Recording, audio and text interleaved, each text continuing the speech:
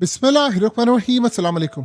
America ने Iran के साथ किया गया मुआहिदा MOU मुकम्मल तौर पर खत्म करने का ऐलान कर दिया है और अब जंग और सिर्फ जंग होने जा रही है। यह बहुत ही ज्यादा तबाहकुन सूरत हाल है।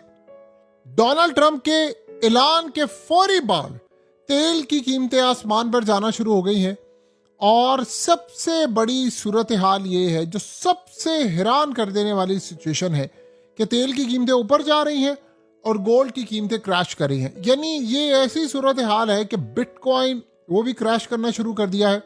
मार्केट इस वक्त टोटली वॉलेटाइल हो चुकी हुई है और एज यूजुअल वही हुआ कि ट्रंप को पता था कि वो अनाउंस करने के लिए जा रहा है ये। उससे फौरी पहले इनके जितने हवारी थे उन्होंने गोल्ड में शॉर्ट पोजीशन ले ली, बिटकॉइन को सेल कर दिया। ऑयल के अंदर इनकी बाइंग हुई जिससे तेल की कीमतें ऊपर चली गई, गोल्ड की कीमत नीचे चली गई, बिटकॉइन की नीचे चली गई और इस वक्त स्टॉक मार्केट क्रैश होना शुरू हो गई। रेड नंबर्स आपको हर जगह नजर आ रहे हैं।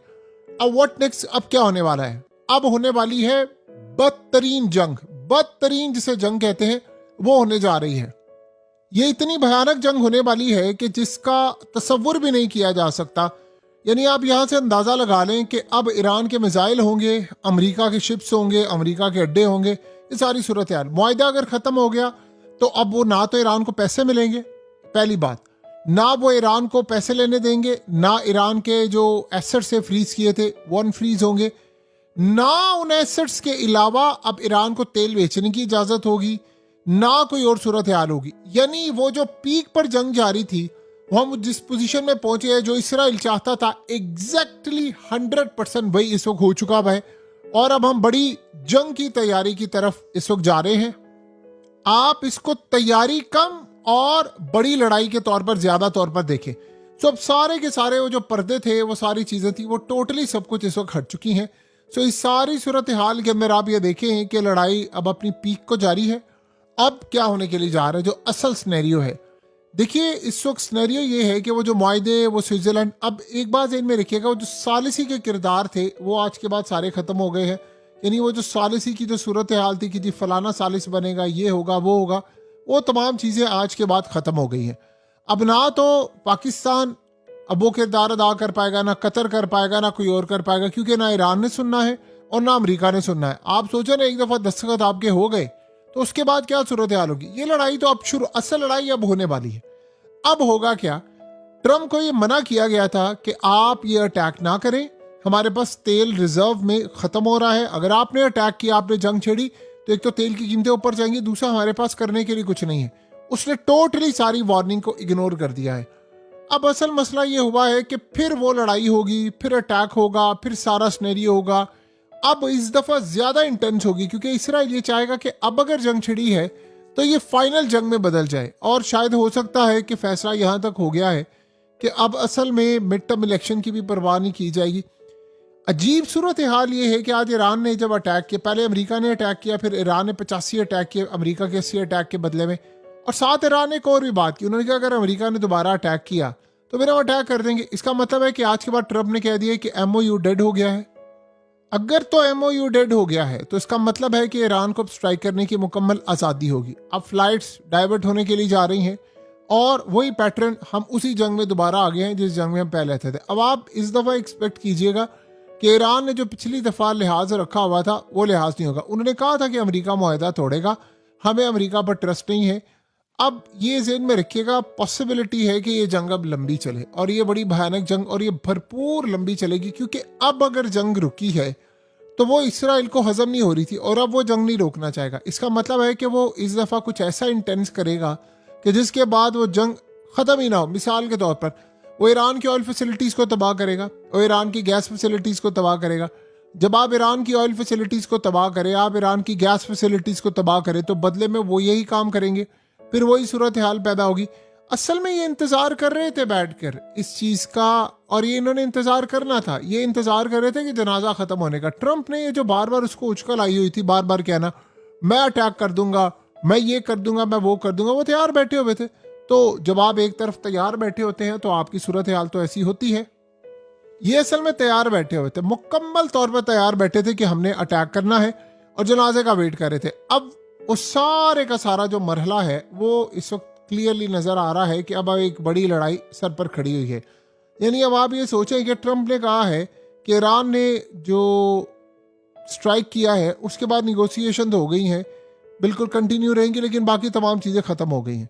सो ये बात आप जहन में रखिएगा कि इस वक्त ट्रंप को ऐसा लग रहा है, कुछ कहा नहीं जा सकता, नेटो ने इस वक्त ट्रंप की तारीफ करना शुरू कर दी है। और ट्रंप की तारीफ करते हुए उसने क्या कहा है, नेटो ने, उन्होंने कहा कि हम बड़े खुश हैं और ट्रंप पैसा लगाता है, ये सारी सूरत हाल है, ट्रंप बड़ा ज़बरदस्त है।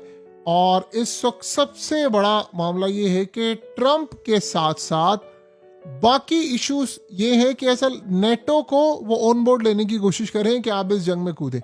ये जो अचानक से डोनाल्ड ट्रंप ने ऐलान किया ना कि सीज फायर खत्म हो गई है, ये बड़ा सोचा समझा उसने कहा है कि जो MOU था और ये तमाम चीज़ें थी वो सब खत्म हो गई है। ये पूरे प्लान के साथ हुआ है। अब अचानक से एक रात में क्या चीज़ें बदली हैं, कैसी सूरत हाल पैदा हुई है, इस बारे में कहना कबल वक्त होगा। लेकिन जो भी सूरत हाल होगी वो क्लियरली नजर आएगी कि ये एक बहुत बड़ा ट्रैप था और इस ट्रैप के अंदर पूरी दुनिया फंस गई है। अब यहां से किसी के पास निकलने का कोई रास्ता नहीं, ये एक रियलिटी है। अब किसी के पास यहां से निकलने का इस वक्त मौजूदा सूरत हाल में कोई रास्ता आपको नजर नहीं आ रहा। और अगर ये रास्ता यहीं पर आता तो आप बताइए क्या ऐसी सूरत हाल में कुछ चीजें बेहतरी की तरफ जाती, सवाल ही पैदा नहीं होता। तो अब अमेरिका के पास अब क्या चॉइस है? देखिए, ये निगोशिएशन जहाँ तक है, ईरान ने अब निगोशिएशन कोई नहीं करनी। वो इस सारी सूरत हाल में जब एक चीज़ साइन हो गई, दस्तखत हो गए, तो आपने क्या बातचीत करनी? आप दस्तखत कहकर आपने कह दिया कि जी मैं MOU मुकम्मल तौर पर ख़त्म करो। अब वो आज़ाद है, वो आप पर अटैक करें, आप उन पर अटैक करें। एक दूसरे पर जब अटैक होगा तो तबाही और बर्बादी सबके दरवाज़ों पर आ जाएगी।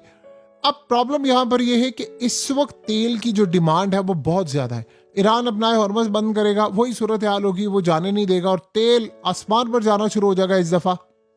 देखिए, आज की सूरत हाल हुई थी थोड़ी सी डिफरेंट और मामला कुछ इस तरह से हुआ आज की सूरत हाल में कि ईरान ने असल में कोशिश की, बड़ी एक अजीब सूरत हाल हुई कि ईरान की इस लड़ाई के अंदर गोल्ड में ताइवान ने असल में गोल्ड की जो एक्सचेंज कायम की और उसके अलावा जो चाइना काम कर रहा है और उसके अलावा जो हांगकांग, असल में हांगकांग ने आज उस सारे का सारा शिफ्ट कर रहा है वो लंदन से लेकर यहाँ पर, और फिर वो गोल्ड की ट्रेडिंग अब हांगकांग में होना शुरू हो गई।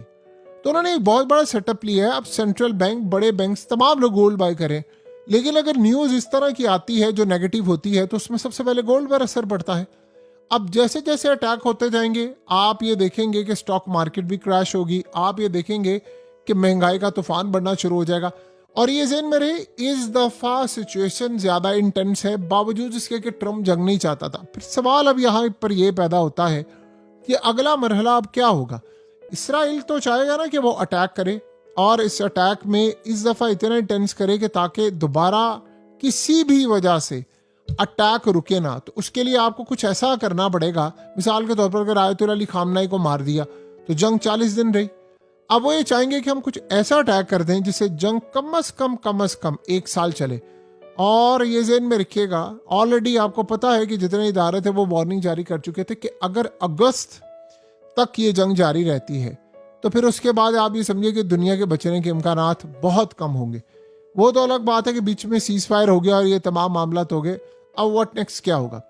असल में बहुत सारे ममालिक इस वक्त ईरान कर ये रहा है कि सिर्फ बहरीन और कुवैत में अमेरिका के अड्डों को टारगेट करे, इसके बाद वो यहाँ तक नहीं रहेंगे, फिर उसके बाद वो पूरे खित्ते के अंदर फैल जाएंगे। उन्होंने ऑलरेडी आज कह दिया है कि हम सारे खित्ते में अटैक करेंगे। उन्होंने कहा है कि जो अमेरिका को अड्डे दे रहे हैं, हम बार बार कह रहे हैं आप अमेरिका की मदद ना करें, ना अमेरिका को अपनी एयर स्पेस दें, ना अमेरिका को कोई और सूरत हाल दे। मैं आपको बड़ा क्लियरली वार्न कर रहा हूँ कि आपने ना अमेरिका को एयर स्पेस देनी है, ना अमेरिका की कोई पोजीशन हो आपके दरमियान।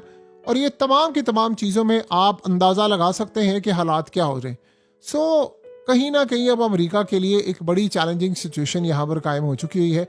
और यहाँ पर हालात अब ये हैं कि अमेरिका ने खुद डूबना है, साथ सबको लेकर डूबना है। अगर ये लड़ाई लंबी रहती है तो आप रेप्लिका तैयार देखेंगे। जो सोवियत यूनियन में हुआ था वो अमेरिका में होगा। अमेरिका अपनी 50 रियासतों को संभाल नहीं सकेगा, ये आप जहन में रखिए, क्योंकि जंग में जितनी देर तक आप घुसते जाएंगे। अब आप ये सोचिए, आपने अगर MOU आज खत्म कर दिया है तो फिर ट्रंप को इसका मिड टर्म इलेक्शन में जो नुकसान होगा उसका तो कोई अंदाजा भी नहीं लगा सकता।